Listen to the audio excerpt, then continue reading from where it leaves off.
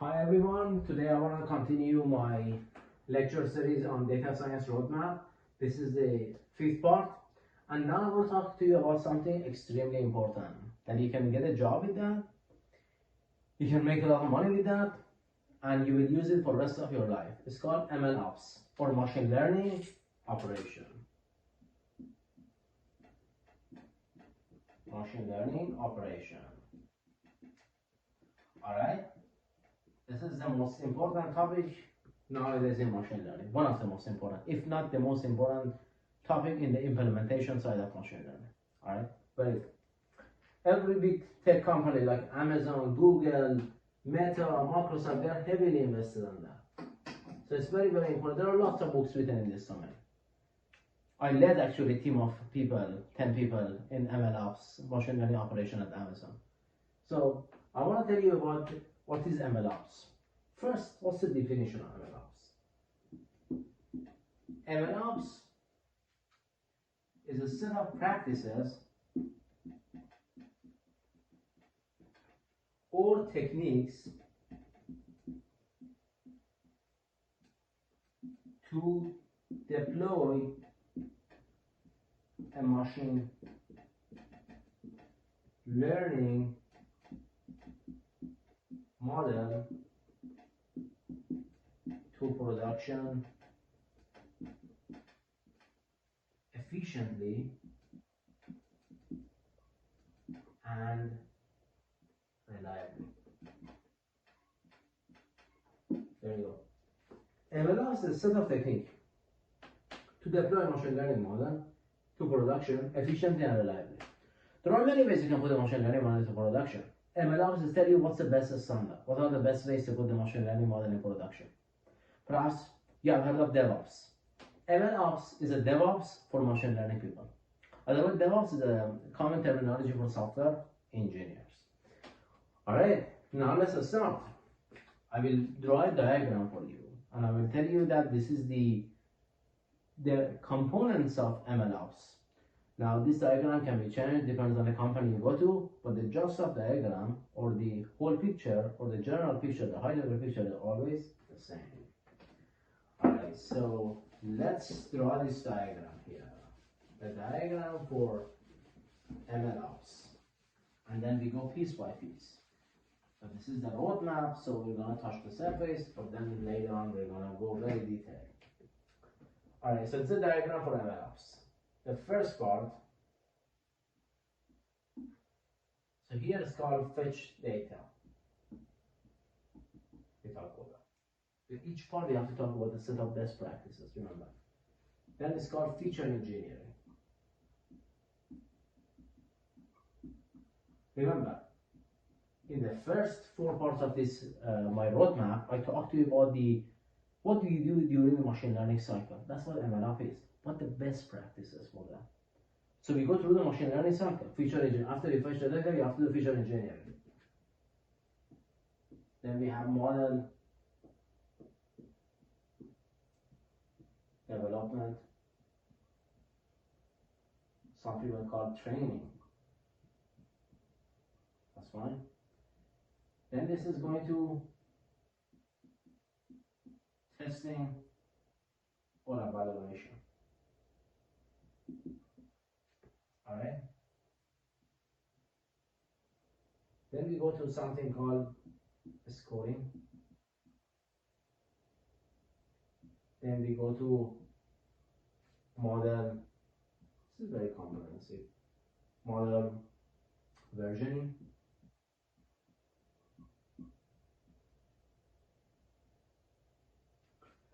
After we do the model versioning, we're gonna here go with the monitoring. I call it dashboarding. And then we go with something called explainability platform. Right? So I'm not sure how much we can continue in this video, but in this video I want to talk to you about the MLOps for fetching the data and feature engineering. Alright, In the next video, I'm going to talk about model training and testing evaluation. Then we're going to talk about the testing or the scoring actually, model scoring. It's part of the evaluation, but it's kind of about the somehow about this evaluation is like on a test data, right? I talk about the machine learning evaluation for you, but this is comparing the models, the scoring in a sense. Then model versioning, we are building the idea of ML flow here. Then dashboarding, you have heard of Tableau, Power BI, Shiny, all Shiny, and then explainability platform. Now, these pieces might be different in different companies, so I might actually cover them in different order, right? Like explainable AI is right now is an advanced area of research. Interpretable AI, they are different from each other. Explainable AI might be coming actually after you evaluate a model or after scoring a model, right? Here I can put the model comparison, right? Model versioning and then monitoring dashboard. Okay, great. So in this video, so you might say that we covered this stuff in video 2 and 3. Yes, but now I want to tell you the best practices for that. Those videos only touch the surface. MLOps means set up best practices, techniques to put the model in production efficiently. All right, let's start. So now that what we want to talk about that, first we want to talk about the fetching data. What does it mean? And then talk about feature engineering. All right. So fetching data.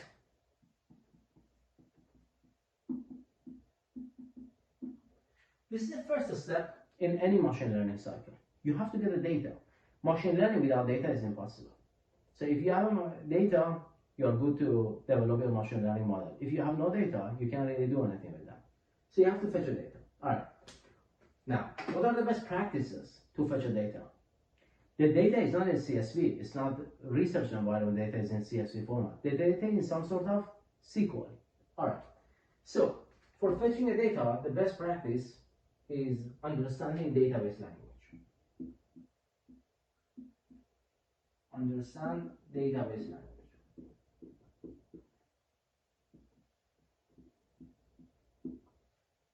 What do I mean by that? SQL or any variation of SQL. What do I mean? It can be MySQL, it's barely used in industry. It can be SQL Server or Microsoft SQL. It can be Amazon Redshift, or it can be a Snowflake, some sort of database. Right? So no SQL. Good. Now, what if the data is huge? What if you have a large data? But then what do I do if I have large data?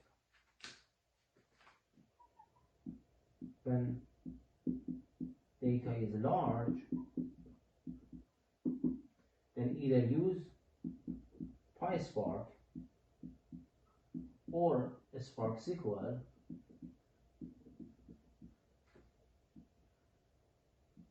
or use Scala or the whole Spark ecosystem. Okay? So fetch the data. We need to, the best practice is what? I'm trying to tell you what are the best practices. The data is in SQL, in some sort of database. Either use some sort of variation of SQL, we have a non-relational database as well. We are only focusing on relational, but that's where most of the data is. And then when data is large, we're going to use a Spark or a Spark SQL. So perhaps if you are preparing to go to these big tech companies, perhaps it's necessary to learn PySpark and Spark SQL. My recommendation to you is instead of Scala and Spark, learn PySpark and Spark SQL. Mainly the scientists work with PySpark because they are mainly familiar with the PySpark, the Python language. PySpark is a library in Python. Scala and Spark, they are mainly Java-based languages, and engineers mainly use them, but now there is a like significant growth toward using a PySpark and a Spark SQL. Okay, and PySpark is more handy than a Spark SQL. Spark SQL is good. It's like a SQL language, right? PySpark can do more stuff, or you can do them easier. All right. Each one has a pros and cons, but this is the best practice for fetching the data. Okay, now I got the data. I got the data in raw format. Combination of categorical, numerical features, all sorts of data, messy data, noisy data, right? We covered this. Now I have to do feature engineering, which is the main part of machine learning. I told you in one of my videos that this is over 90% of machine learning is feature engineering. Let's talk about feature engineering now.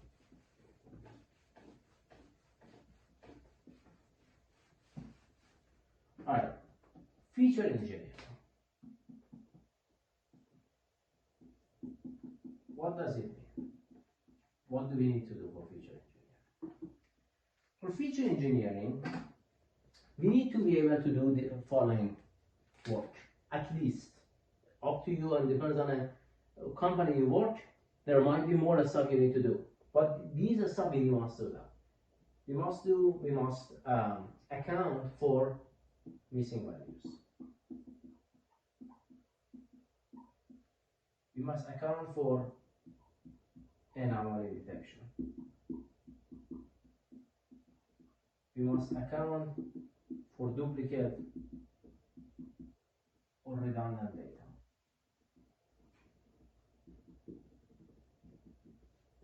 We must account for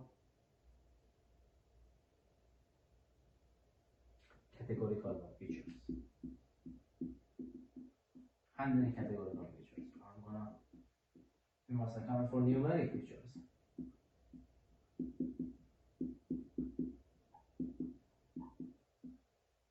Okay, so that's one part. Then there is the testing.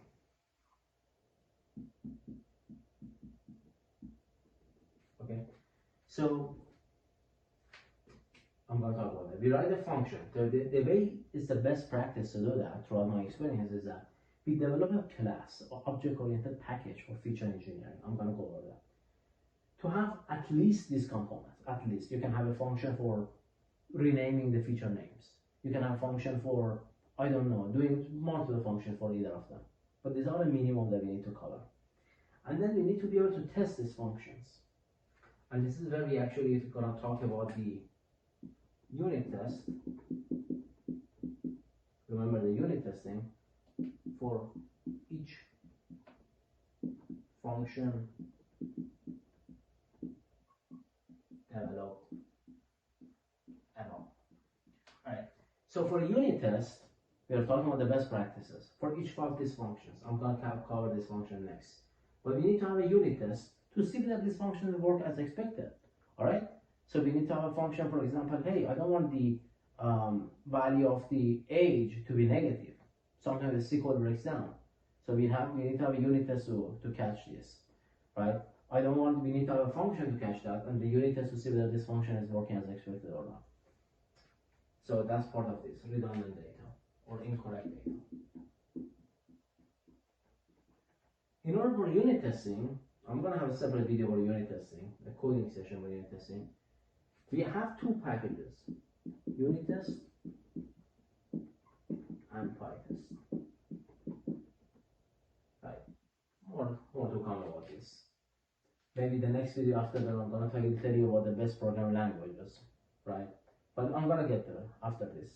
Python is a dominant one. Perhaps you get it from the couple of other videos that I have. But unit test is a native that is coming with a native Python package, and then PyTest. Alright?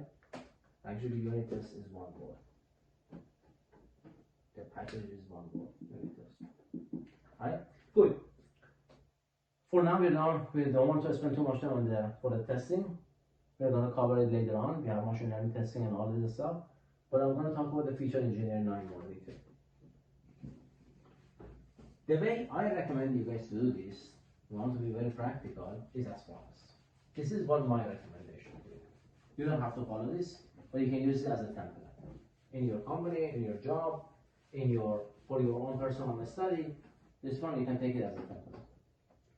You do this one. Create a class, object-oriented, called class feature engineering.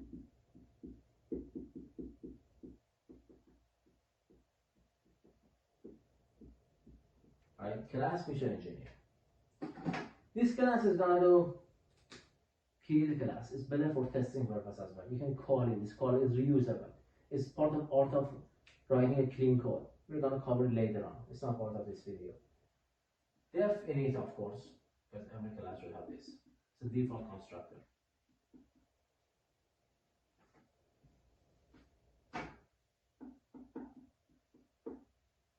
I must self and some other parameters here. Alright. Then you're gonna go here and def what? You call it categorical feature. Meaningful name. This class is supposed to handle categorical feature, self and at least data.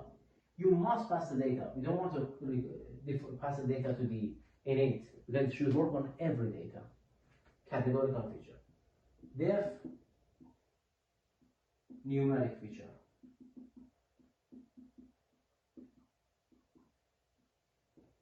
Self data. Def data cleaning. We talk about the redundant duplicate values, all sort of noise. The columns are zero that are not supposed to be zero and all of this stuff. Self, at least we need to pass data. You can pass whatever. Def missing value. You can call it missing value imputation, anything you like. Missing value. Self and data. Def anomaly detection.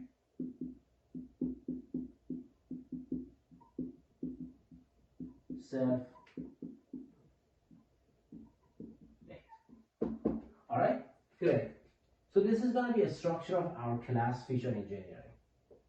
Each of these functions do a simple task, or not simple, one task, one specific task, and then they're callable. Then we can instantiate this class, and so after we fetch the data, we instantiate this class and we pass this data that we fetch to this. Then we can get it very clean and very good features, right?